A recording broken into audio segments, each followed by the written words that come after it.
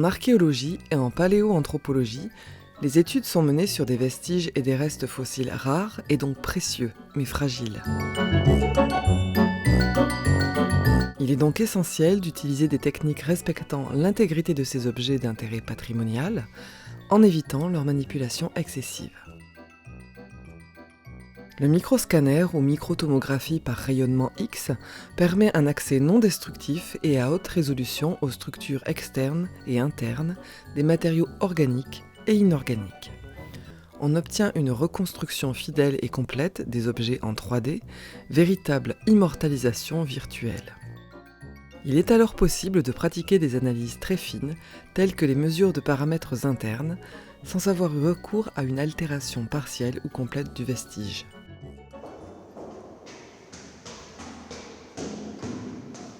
Priscilla Bale est paléoanthropologue et enseignante-chercheuse au laboratoire PASEA à l'Université de Bordeaux. Elle travaille sur les néandertaliens et hommes modernes et sur l'évolution des processus de croissance et de développement. Aujourd'hui, on va microscanner la mandibule d'un jeune néandertalien qui a vécu il y a plus de 128 000 ans dans le Quercy, la mandibule de Sirogne. Cette mandibule a été découverte dans une petite grotte perchée dans le canyon de l'Alzou, à Rocamadour.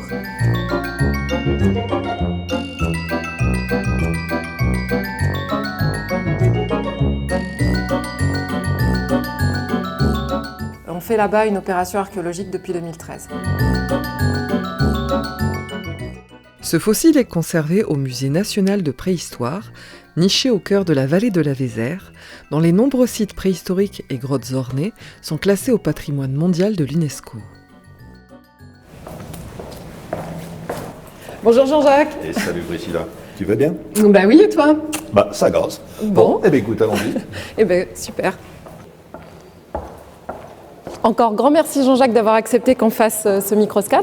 Non, mais inutile de me remercier, ça fait vraiment partie des missions du Musée national, à la fois conserver des collections et puis en favoriser l'accès aux chercheurs pour la recherche.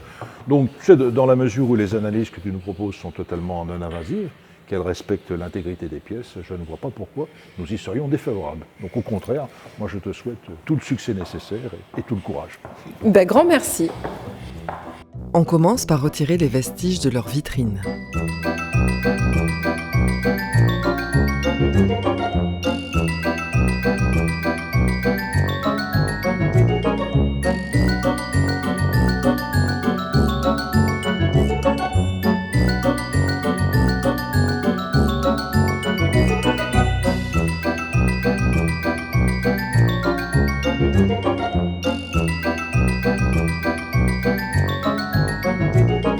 Les vestiges sont alors remplacés par une affichette d'empreintes temporaires. Ensuite, les vestiges passent par les réserves afin d'être vérifiés et conditionnés pour le transport. Et voilà. Ah, Sirogne, c'est là. Alors c'est pour faire des microscans. oui, tout à Et, fait. ça va servir à quoi? Alors, pour nous, les microscans sont hyper intéressants pour des aspects de recherche parce que, tu vois, on va pouvoir avoir accès à l'intérieur des dents, notamment, qui préserve beaucoup d'informations hyper importantes pour notre connaissance de l'évolution de l'homme. Et notamment, les dents préservent les marques de leur propre croissance, comme des arbres. Et du coup, ça permet d'étudier l'évolution des processus de croissance. Et puis, au-delà de ça, pour des aspects de conservation, ça permet de faire des modèles 3D, donc d'avoir une manipulation moindre et que, par exemple, les étudiants puissent avoir accès à ce genre de fossiles hyper précieux, Très rare, ouais. même dans le cadre de leur enseignement et donc, par exemple, via des TP virtuels. Donc voilà. Ah, d'accord, très bien. Eh ben, écoute, bonne acquisition. Et Ben, puis, j'attends tes nouvelles pour le retour des pièces et Tout des à fait. données. Pas de problème.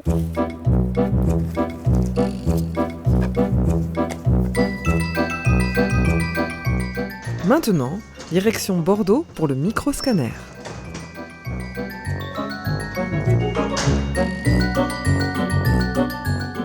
Le lendemain, l'étude par microscanner va pouvoir être réalisée au laboratoire Placamat. Le microscanner est très utilisé par les sciences archéologiques, notamment par les membres du laboratoire PASEA.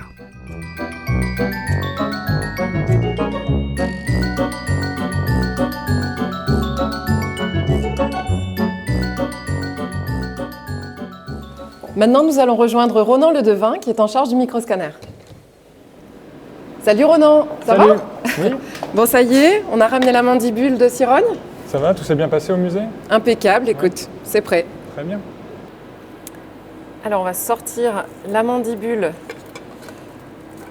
que l'on est allé chercher au musée. Hop. Et elle recolle avec un morceau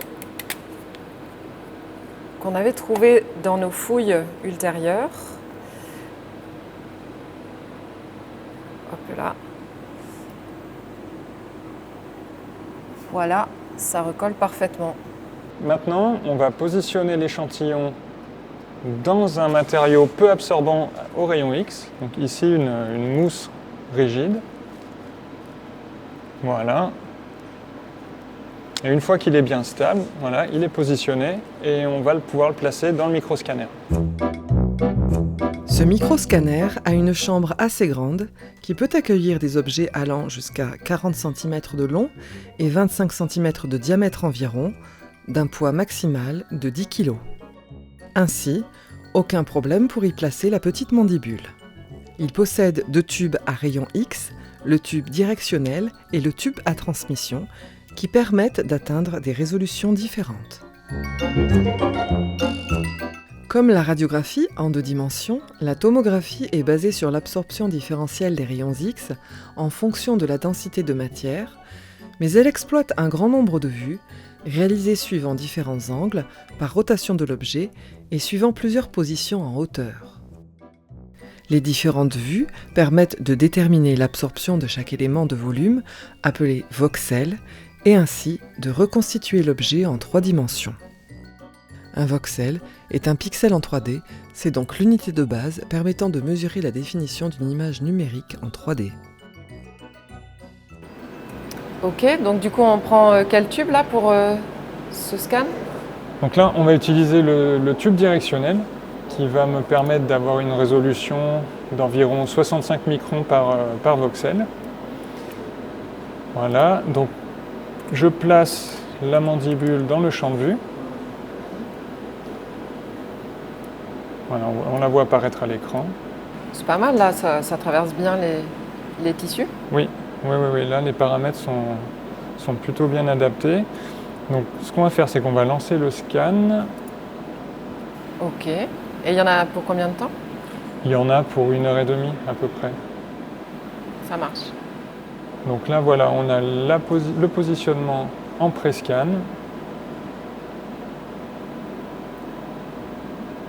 Et voilà, donc le scan s'est lancé. Ok.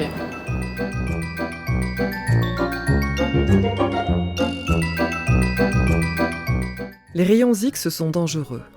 Il y a donc des consignes de sécurité à respecter. Et la source est vérifiée régulièrement par l'agence de radioprotection. Voilà, donc l'acquisition est terminée.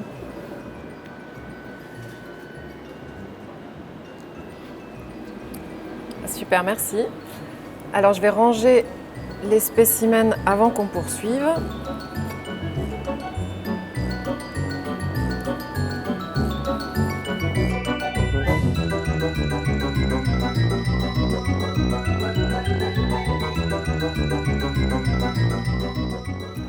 Combien on a de radios au final?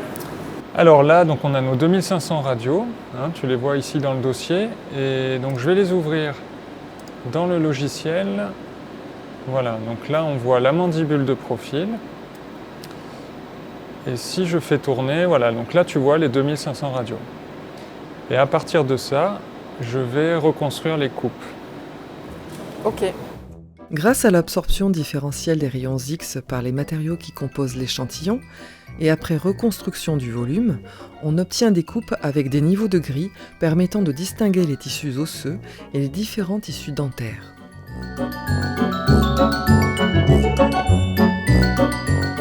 Oh bah super, les images sont hyper propres. Le contraste entre l'émail et la dentine est nickel. Ouais. C'est super.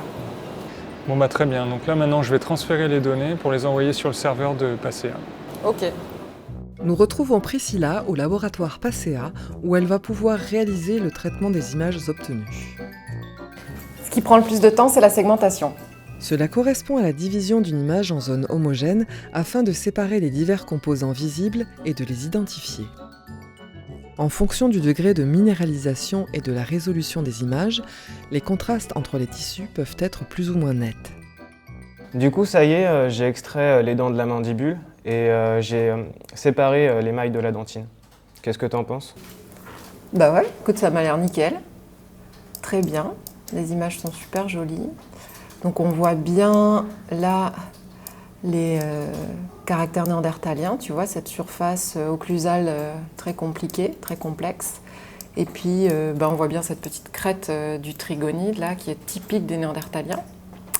Et alors ce qu'il y a de bien avec le microscan, c'est qu'on la voit encore mieux quand on efface virtuellement l'émail et qu'on ne voit plus que la jonction entre l'émail et la dentine. Donc là voilà, cette petite crête est très visible sur toutes les molaires. Puis l'émail est bien fin. On le voit très bien sur ces cartographies d'épaisseur de l'émail qui montrent la variation du bleu foncé fin au rouge épais. Bon, c'est très très bien.